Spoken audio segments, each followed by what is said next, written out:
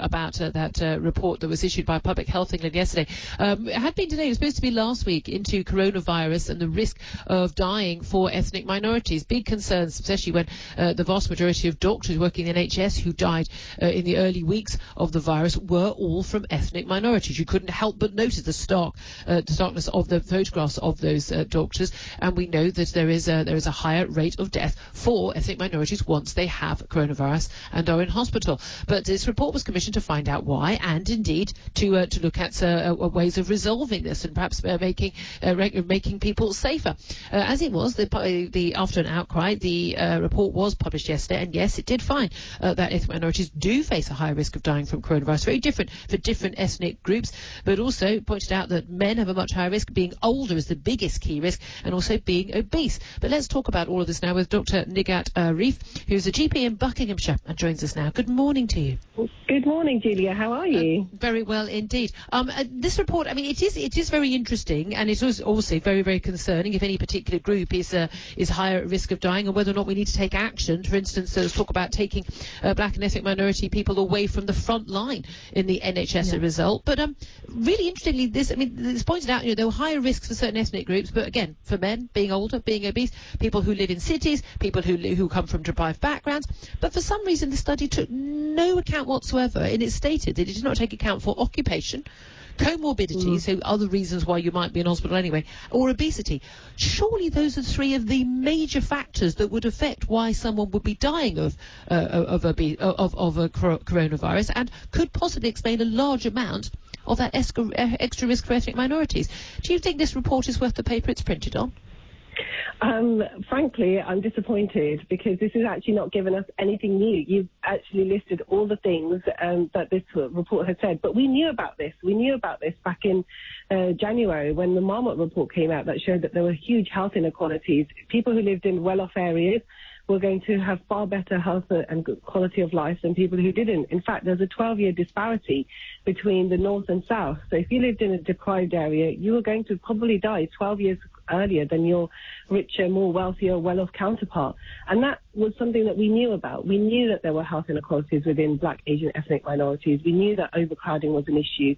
In 2011, when the consensus came out, it showed that 11% of the population are from black, Asian, ethnic minorities, but we make up about 21% of the care sector. So they are the face-to-face jobs with the taxi drivers, the nurses, the doctors, the shopkeepers, every sort of key workers which the government deemed was unskilled not too long ago. We are the communities that are filling those roles. And yet this report just doesn't, like you say, make any comment on jobs, economic factors, because there are huge factors in regards to our health and our ability to access health. Yeah, I mean, this is it. We've known about the huge health inequalities, and these are largely down to different lifestyles, different, the higher rates of smoking, higher rates of obesity, higher rates of alcohol and drug consumption, and poorer quality diet among people in poorer communities. A lot of the ethnic minorities living in Britain are, for good or for ill, for simple socioeconomic reasons, for living in poorer areas in cities, are likely to be on lower incomes, and therefore will be already living with those health inequalities. But we also know, for instance, given that deprived people in deprived areas and people living in cities are higher at risk of dying of coronavirus, possibly simply because actually they're more likely to come into proximity with the people with the virus. But we also know, when you look at occupations, for instance, in London, a huge number of ethnic minorities work in public transport. We know that drivers, we know that cab drivers, we know that bus drivers are at high risk of the virus. But we also know things like diabetic rates related to obesity, twice as high in some ethnicities as others. All of this suggests that this is nothing to do with, there may be a factor, a small factor, but most of the differential between different races dying of this virus have very little or nothing to do with the colour of someone's skin or racism of any sort in their treatment or anything like that has been claimed, but actually just down to the different lives that different groups of people live in this country. Oh, I'd love to say that there's no discrimination, but you've got to look at the fact that why are those groups staying where they are? Why are there more overcrowding in Bangladesh, 30% more compared to their 2% counterpart, which is their white counterpart? Why is there that more key work sort of facing work. What am I trying to say? So why is it that more face-to-face roles are within those communities? Why is it that they're living in urban areas? Why is it there's more drug and alcohol issues within those Black, Asian, ethnic minority communities? You've got to be able to look at that. And that starts with education right at the bottom and then all the way up to the top. In fact, when you look, ITV did a fantastic review. They found that 50% of doctors blame systemic discrimination within their work sector. 1 in 5 personally said they experienced racism. This is something that we are aware of and something that needs to be rooted out and not something that can be brushed under the carpet at this point. I think this is definitely, as Matt Hancock was saying, the fires that you don't want to stoke the fires. Well, the fires have stoked. You have to look at this. You can't deny this and brush this under the carpet. But again, it's not necessarily brushing under the carpet, but it's about having a conversation about the facts.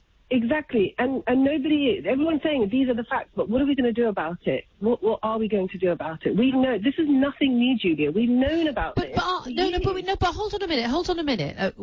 There is no. Look, I completely understand. It's much easier to make the right choices, for instance, on your diet, and to have greater opportunities to go to a good school if you live in a nice area and come from middle class. I'm not under any illusion that that's not the case. However, I can't see what extra difference there is for a Black or Asian person in this country as opposed to a white person in this country on a council estate, unemployed, making the right choice. It's just as hard for someone who is white to make those right choices and to overcome those health inequalities as it is for Black or Asian. In which case, why are we focusing on ethnic minorities as opposed to it's just deprivation?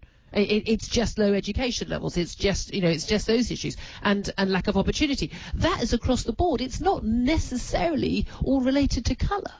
You're absolutely right on that, and I agree with that. But if you look at why we are focusing on Black, Asian, ethnic minorities, because they are disproportionately affected by the virus. All the virus has done is put a mirror up to our society and say, look at the health inequalities. Because do you know what? Being from an ethnic minority community is a public health issue. This is a public health crisis. We need to be dealing with these discriminatory factors. We need to be looking at the complex socioeconomic and inequalities, because this is what's happened. This is what's showing us that more of Black, Asian, ethnic minority communities are dying. That's why it's so important. Okay, but again, if the reason they are dying is because they do different jobs and they're more likely to have diabetes and more likely to be obese and more likely to live in cities, then that's not an issue of race. That's something completely different.